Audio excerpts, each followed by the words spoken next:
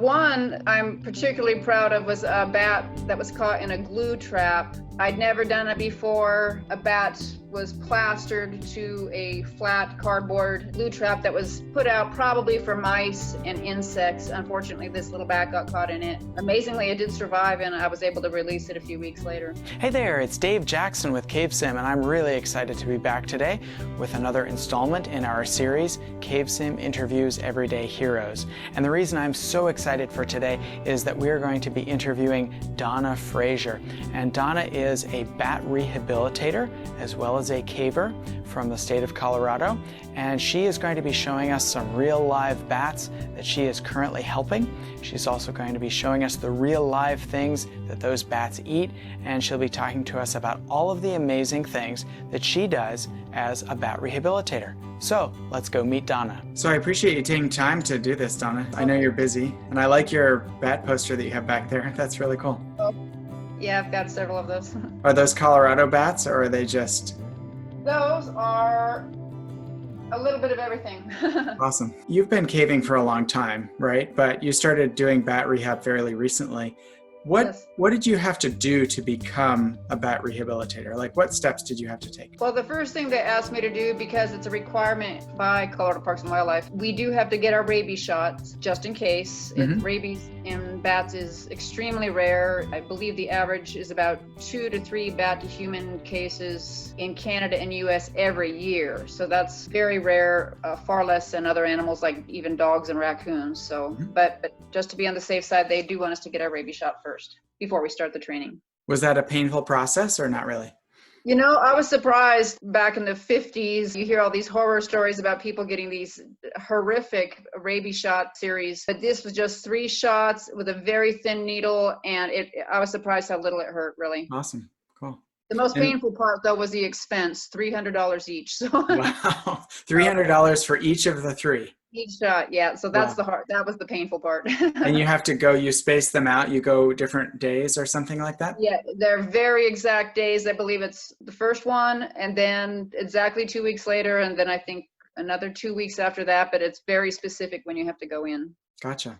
What other things did you need to do? What other steps did you have to take? After I got my shot, then Kathy Estes of Colorado Bat Crew invited me to her house and just showed me the bats in her house and told me a little bit about what to expect as a rehabber. She let me feed them and handle them, and she set me up with some supplies. Then I had to have Colorado Parks and Wildlife come by and inspect the room where I'd be having them and make sure it was set up according to their guidelines. It sounds like it was a pretty easy process. Were there things, I mean, you've been around bats for a long time as a caver. Were there things in your experience as a caver that you feel helped you, or other things in your background that helped you to be a good fit for doing this? Well, I think being in caves and seeing bats quite a bit and knowing they're not going to dive on my neck and suck my blood, I was very comfortable around them. So I didn't have any ridiculous fears as far as other things besides caving. Way back when, I used to raise homing pigeons, so I was comfortable with bird care. But Kathy Estes with Colorado Bat Crew taught me what I know, and she continues to train me. Cool. That's cool. And what were some of the things Colorado Parks and Wildlife wanted to see that you had done? What, in terms of setting up your room where you keep the bats? The proper kinds of cages, that they were secure, that they'd be comfortable for the animal, that it was temperature controlled, so they're not too hot or too cold, fresh water, that I had gloves and masks and just any supplies that I need for caring for bats in various situations. Cool. And mainly that bats would not affect people or animals around me, that they were secure, both for their own safety and for other people. Yeah, that's cool. So can you tell us about some of the bats? Well, first of all, when did you start with Kathy? How long have you been doing it? A little over a year. A year. Okay, gotcha. So in that time, can you give a rough count of how many bats you've helped? Probably around 50. Wow, that's incredible. A lot of those, some of those were a group of bats that got loose in a library. And maybe some of our younger viewers out there will remember there is a book called Bats at the Library. And it sounds funny, but it really did happen. A library had a lot of bats under their roof, and they paid some people who did not know a lot about bats to seal up the cracks. Well, they sealed up the cracks, and then the bats couldn't get out. They panicked, and they started crawling through the heating and ventilation system, and were ending up in the library themselves and flying around the library. They were on the books, they were in the bathrooms, and we went in with ladders and nets and lots of hutches and captured many dozen of them and drove them about 10 miles away and let them go near a lake, and hopefully they're happier now. And so I think the library is happier too. That's great. So did anybody cut a hole in that ceiling area to check on the ones that might have been up there? We crawled around in the attic area and gathered up some there as well. But that's a pretty prime example of people not educating themselves in advance. If they had simply waited till the bats relocated at the end of the season, they could have sealed the building up then and not have run into the problem that they did, because the bats will leave and relocate during the winter. That's the ideal time if you want to get rid of your bats to winterize your house and make it secure. What kind of bats were those? They were big browns, Okay. big brown bats. So at the end of the season, where do they go? I think they like cooler temperatures for when they're going to be in a semi-hibernative state. Every bat species is different. So they're not going to want to be in the building, basically, is what you're saying, because the building is heated. And so it would be too warm for them. Right. Well, I was going to save this for a later question, but my husband Mike and I purchased a cave in Glenwood Springs, and it's an ideal temperature for bat colonies in the summer from about April through August. But they don't like it for winter hibernating. So around August, so they have their babies and they raise them there, but in around August, they leave and find caves or other locations that are cooler temperatures. That's an incredible story. That sounds like you helped a lot of bats all at once. That was fun. What are some of the other things that you've done over the past year to help bats? One I'm particularly proud of was a bat that was caught in a glue trap. I'd never done it before. A bat was plastered to a flat cardboard glue trap that was put out probably for mice and insects. Unfortunately, this little bat got caught in it. I took a little bit of oil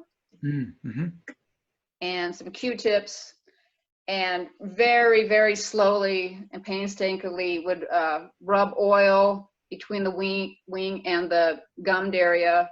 And as it freed up, I would cut away that piece of paper, and it probably took about an hour, and it did not injure the wing at all. I was really worried about the wing tearing during that process, but it was fine. And then just gave it multiple baths.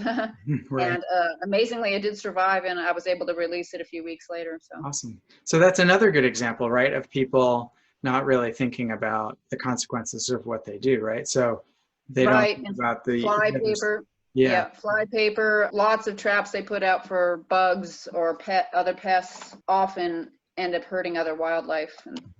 So fly paper, that's one I hadn't thought about. So as the bat is flying, the paper is sticky enough that the bat might stick to it. Is that what you're saying?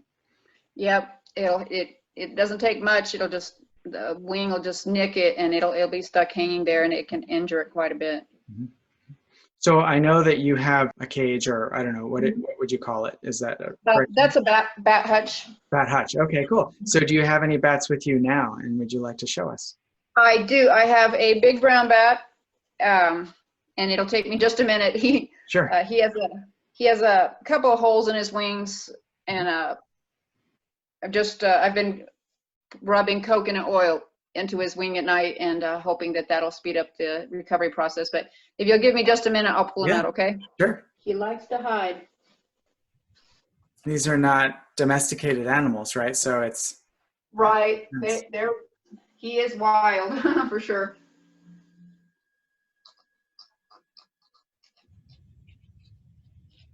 There we go. Actually, that was easier than usual. Cool. So he recently stayed with Kathy while you were working on the trail at the cave. Have you noticed when you got him back, did you notice that the holes in the wings had closed up at all? They've made some progress, but it takes a while. But just like if we get a cut in our hand or something, even a bad cut, if with good diet and rest, it'll eventually heal. I'm actually amazed at how quickly that they can heal, but This little guy, I called him Buffy, not after the vampire slayer, but because I think his little head looks like a, see, there's one wing, and it's this wing. Let's see if I can. He's not super happy right now. He's telling No, you. he's nocturnal. You could see, right? That's a big hole. Right. And we're just waiting for that to heal up a bit. Yeah. But he's a daytime sleeper. So just like if somebody came in and woke us up in the middle of the night, we wouldn't be very happy. But anyway, so that's Buffy. I'm going to put him away. Yeah, of course. Sure. As you put him away, can you tell us how he got the injuries? That I don't, this particular one I don't know. Quite frequently we have bats that get attacked by cats. Yeah, he's heading right back for his little sleeping spot there. So I know that cat scratches are really a problem for people, right? If you get a bat who's been attacked, probably a risk of infection, right? So is there anything that can be done about the infection risk? I'll put a little bit of triple antibiotic ointment on the wounds. We work with vets who sponsor us, and they will give us various antibiotics for if there's a possible risk of infection. So you put those antibiotics, it looks like there's a little dropper there. So you put that on food and give it to them on some food, or you? I will put it in a syringe, something like this, a very tiny amount, and just let them lick a drop off there. I haven't had any problem with them not taking it, so it must taste good. Right. That's cool. Cherry flavor. But moth flavor, right? You've shown us Buffy. Are there some interesting facts about Buffy, about how you got Buffy, or about that species in general? This particular species is very common, very widespread, as far north as Canada, all over the US, Mexico, Central America, South America, even some islands. But it's a very common bat, weighs from about a ½ ounce to an ounce, eats all kinds of flying insects and even beetles when they can get hold of them. In captivity, they will eat mealworms. That's the mealworm. But then the next stage of the worm is a pupa. Okay. Yeah. And here's the adult version, the actual beetle. Oh, cool. And then this beetle will lay eggs, and the whole process starts over again. Oh, we have an escapee. But this bat eats them all. They tend to like the worms the best because they're softer, I think. So are those alive in that cup, and do you have some soil or something like that in there? Yes, I actually put them in a Tupperware full of grain, and they just live in there and live their happy lives until the fateful night when they're put in the cage with the bat. Gotcha. Yeah, I saw a funny cartoon recently where the pigs are asking the farmer as he feeds them, why is he being so nice to us? Do you have any guesses? Yeah, similar, pretty much. Similar thing, yeah. So you mentioned beetles. One of the big benefits of bats is their ability to control insects. In Colorado, we have a lot of issues like with the pine bark beetle, right? And I don't know, would bats, do you have any idea, would bats go after the pine bark beetle? Bats definitely eat a variety of beetles. This particular one is well known for eating cucumber beetles, which are a huge pest for cucumbers. So very helpful for agricultural reasons. Yeah, that's cool. So basically when people think about bats, there are a lot of different ways you can think about their value, right? They're an important species.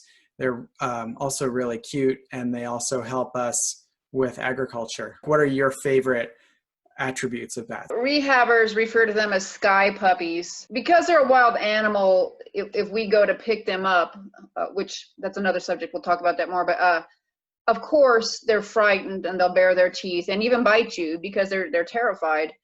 They react like any animal would. But most species do adapt pretty well to captivity once they realize that they're going to get a bed and breakfast treatment. They actually, Kathy has said that she even has trouble releasing some because they're used to the constant diet of mealworms without having to work very hard for it. But they can be very affectionate little pets. But of course, the goal is to release them in the wild. We don't want to domesticate them. We sometimes, if we receive them too close to when winter starts, we can't release them even if they can fly, because they don't have time to prepare for the winter, and releasing them would not be beneficial to them.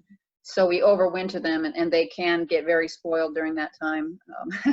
So I guess if you found a baby bat, then would there be an issue with imprinting? I don't have a lot of experience with baby bats, but I imagine that could be the case. That actually is a goal I have, is I'd like to get more experience with baby bats. They are, like any baby animal, extremely delicate, and it's easy to lose them if you don't know what you're doing. I've only had one. Unfortunately, I received it. It was extremely dehydrated and did not stand a really good chance anyway, but losing it makes me want to educate myself better. So the next time I have one, I have a better chance of maybe rescuing it.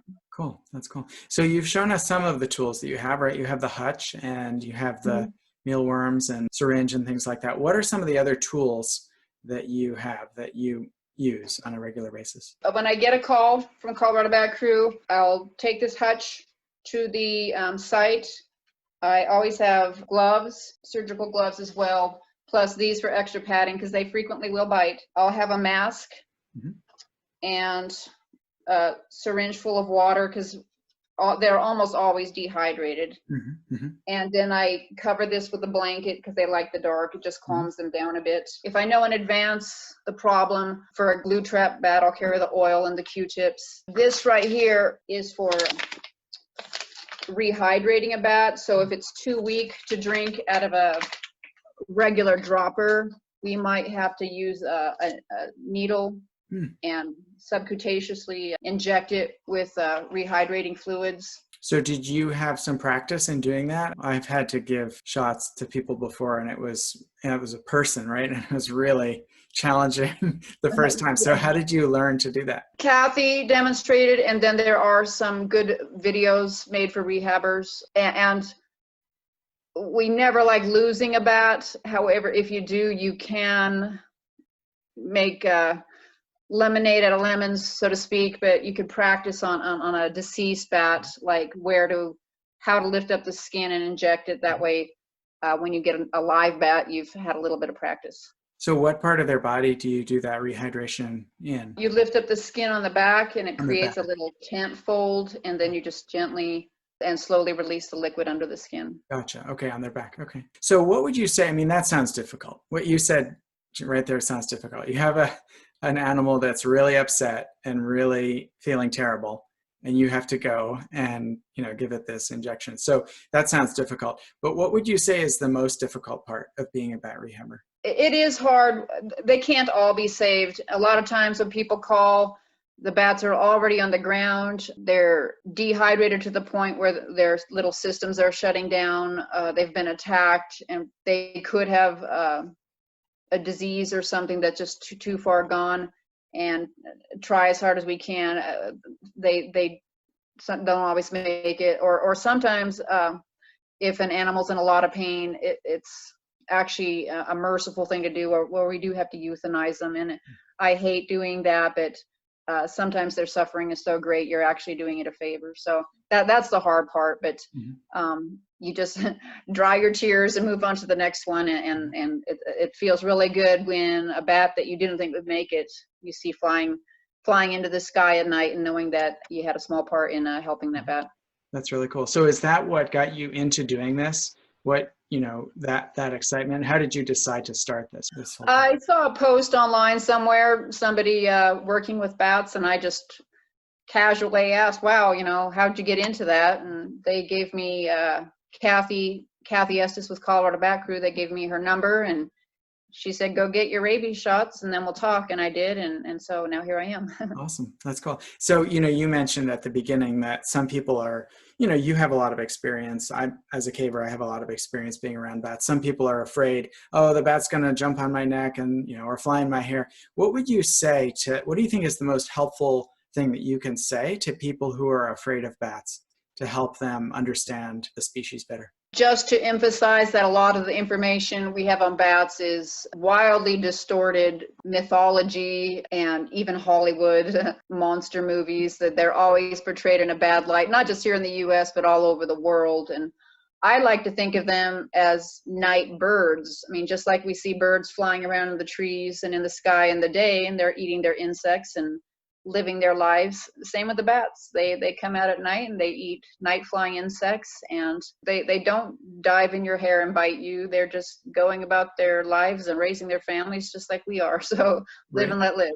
Yeah, that's cool. And so, one of the things that I think people are confused by is the fact that if they can't see I can't see in the dark, right? So I have a headlamp, right? So people just sort of assume that, oh, well, they'll bump into me. But of course, they're using their echolocation to be able to avoid you. Right. I've been in very tight passages and caves where, because cavers are in there and, we're in the wrong place, not them. We're in their home. They're trying to fly past and they occasionally brush up against you. But it's just like if you're in a crowded amusement park or something, people jostle you and bump into you, but they're not going to dive on your neck and bite you. They're just trying to get past you. So I think it's kind of nice having them brush past. I heard a little girl refer to them as like they're little fairies. Well, that's cool. Kind of nice. Yeah. Yeah, that is neat. Yeah, I think one of the things that I'm encouraged by is that when I go to schools with CaveSim, I hear a lot of kids who already know that bats are beneficial and should be protected. So a lot of schools, the kids are exposed to some sort of information about bats that helps them to understand that bats aren't scary. So hopefully we can turn that tide. Do you agree with that? Have you noticed kids are getting a better education these days about bats? I think so. I think there's a lot of positive reinforcement about bats going on out there. And some of the calls we've received were kids that found the bats that alerted their parents, and parents called us. So the kids are out there trying to help them as well, but that's certainly encouraging.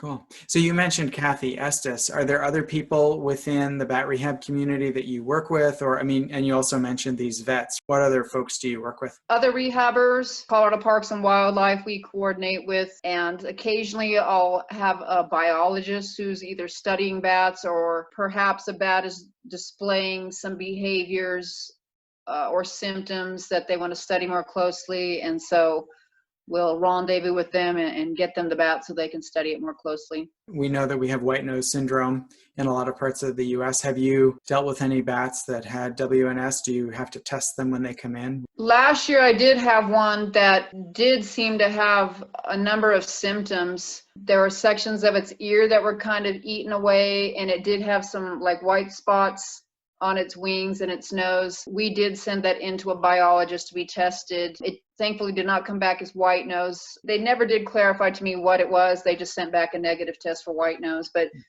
it was a little bit of a scare there because we thought it might have it. And did that one do okay? Was it able to be released? Or unfortunately, it had to be euthanized. Whatever it had was eating away at its wing tissue. It was probably in a lot of pain, so it was the right decision to put it down. Gotcha. So what would, we've talked about a bunch of different things that bats do that are beneficial. What would you say is the biggest thing that most people don't know about bats that you wish that they knew? Well, again, that they do keep the insect population down. I don't know anybody out there who enjoys mosquitoes. I certainly don't. That they pollinate lots of fruits that we enjoy. We can't forget that. Just like people are becoming more aware of how beneficial bees are. It'd be a less enjoyable world without bees, and same with bats. They have something to contribute, just like every species that I'm aware of, except mosquitoes. Mosquitoes feed the bats. But yeah, just if there's any doubt, educate yourself. They're an awesome species. They should be appreciated like every species. So this is a little bit cliched, and we touched on it a little bit before, but what should people do to be safe around bats? You mentioned being careful about not picking them up. What would you suggest? If you do see a bat that seems distressed, just watch. And a lot of times the bat can take care of itself. If you do need to handle it, if you're pretty sure it's in danger or suffering, there's a lot of information online that can guide you on the best way to do it. But be sure and wear thick gloves, long sleeves, take a box and maybe a box lid and gently slide it under and contain the bat, get it to a safe place, and then call a rehabber and ask for further advice. But whatever you do, never handle a bat with bare hands. Again, it's very rare that they carry rabies, but they do carry it. You don't want to be one of those 2 or 3 people that catch it from bats every year. So be careful. That makes sense. Cool. So yeah, we have not had bats get into our house, but we've had occasionally we'll have a bird that figures out how to get into our house. We have a cat. And so one of the things we do right away is that we put the cat in another room because for us, it's a lot easier to control our animal and it's an indoor cat, right? But to get it in to a different space is a lot easier for us than to catch the bird. So that's kind of for us, like to keep that animal safe, our step one is usually to get our predator out of the way. Yeah, that's a great idea. And if you do own a cat, especially if they go outside, I love cats, but they are directly responsible for the extinctions of many, many bird and small mammal species. And again, I love them, but put a bell around its neck so that the other species stand a fighting chance to get away when the cat's coming. To protect bats in your own backyard, please don't use glue traps, any kind of poison baits. It's not a good idea to string up Christmas lights that like are hanging in the tree, or that web stuff on Halloween. That's bad for birds, bats. I've even seen deer with Christmas lights wrapped around their horns. They get trapped in it. So just be aware of the kind of environment you're providing in your own backyard, and see if you can't prevent unnecessary deaths and injuries. So just to clarify for people, it sounds like what you're saying is that the problem is when you have Christmas lights that are really strung out, right? So if you want to do Christmas decorations that are tighter, right? Not as much like a web. Right, secured to your house. But when they're just strung and like dangling between branches, they're unexpected traps for all kinds of animals. Going back to the cats just really briefly, one of the things that is pretty effective is to there are special bird collars that you can put on a cat, and that those are colors, really brightly colored. Those are colors that the birds can readily see. So as the cat is trying to hunt, it's easy for them to be seen.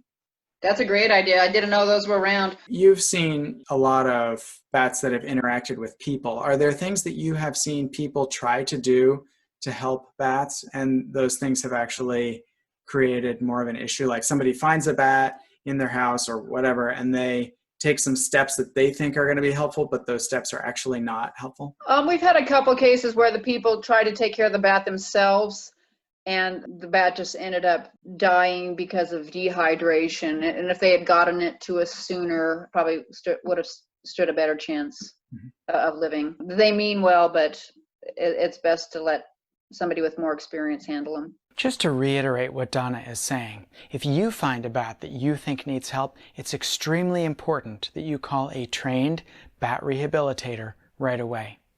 Do not try and take care of the bat yourself. Do not give the bat food or drink unless specifically instructed to do so by the rehabilitator. The bat's chance of survival is much higher if it gets care quickly from a trained professional like Donna. So you mentioned that people should do as much as they can to educate themselves. What would you say is your favorite resource? Oh, it's batcon.org, batcon.org. But it's a great resource for everything to do with bats. At a high level, how optimistic or pessimistic are you, given your experience, about the future of bats? Well, I do read in the news that the tide is slowly turning against all these corporate pesticide producers spraying stuff on our food that's harmful to us, and not to mention all the species that are out there as well. But the fact that we're slowly winning these lawsuits and people are becoming more aware of just how dangerous pesticides are to environments. It's also hopeful that a very few cases where mining and extremely destructive practices to their bat environments, there have been some headway in the courts in favor of bats. Unfortunately, it doesn't always go our way, but occasionally it does. So that's a hopeful thing. Gotcha. That makes sense. And what about white nose? What's your feeling about white nose? Pessimism, optimism about the trajectory of that? Well, we're still studying it, and I have faith in scientists that they're doing the best they can, and I just have to keep our fingers crossed that we see some results sooner rather than later.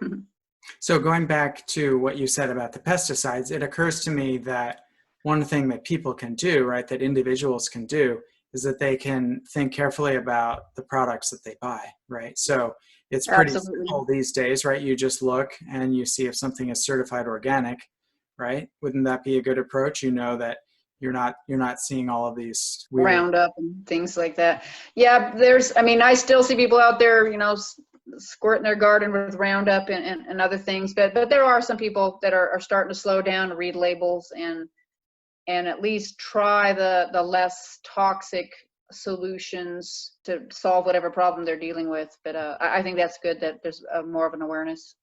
Yeah, and I guess I was thinking about like at your breakfast table, right? So you have two choices for cereal, and so maybe you pick the one that's organic, right? The organic cereal over the Fruit Loops. other, right? Over the Fruit Loops. Yeah, I mean, Yeah. is that a reasonable step that people can take? Vote with their feet, right? Essentially, to not buy these products that have been manufactured or grown with the pesticides. Absolutely. We don't realize the power we have as consumers. I wish there was a way we could just wave a magic wand and we all just on the same day, like, we're not buying these horrible products anymore, but it's a much slower process. But we really do have a lot of power when we vote with our pocketbook, not to perpetuate bad practices, bad products for the environment and animals.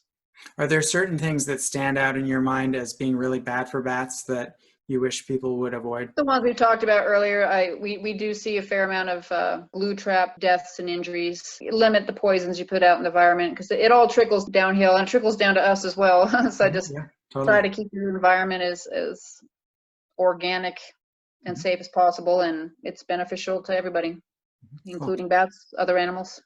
Yeah, that's cool. So if you think like on a really large scale, right, we've talked about some of these lawsuits that we're winning in terms of, getting rid of some of these really caustic chemicals. What other things do you think should be done at a really large scale, really high level to help bats? Yeah, just continuing that process and hopefully escalating it, getting more people aware of the damage that these toxic chemicals cost, and hopefully getting legislation to limit the use. I think the trends are out there, but we always want it faster and more effective than is actually happening. But hopefully just escalating the positive things that are happening out there right now.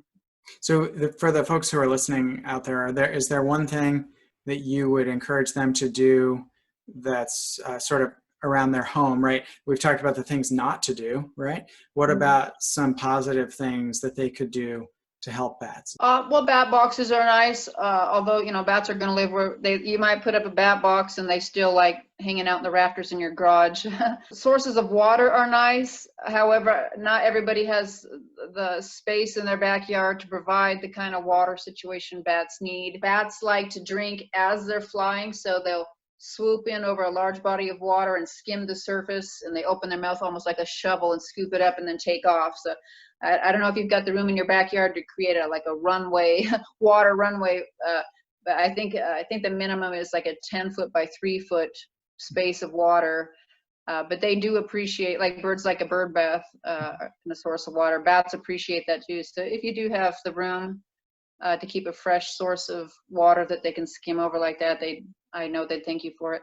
Cool, that's cool. So switching gears just a little bit to talking about you, this series I'm calling CaveSim Interviews Everyday Heroes, because we don't think of, when we're doing good work like you're doing, we don't think of ourselves as being heroic, but, it's sort of, like being an everyday hero, right? You don't go around with a cape on.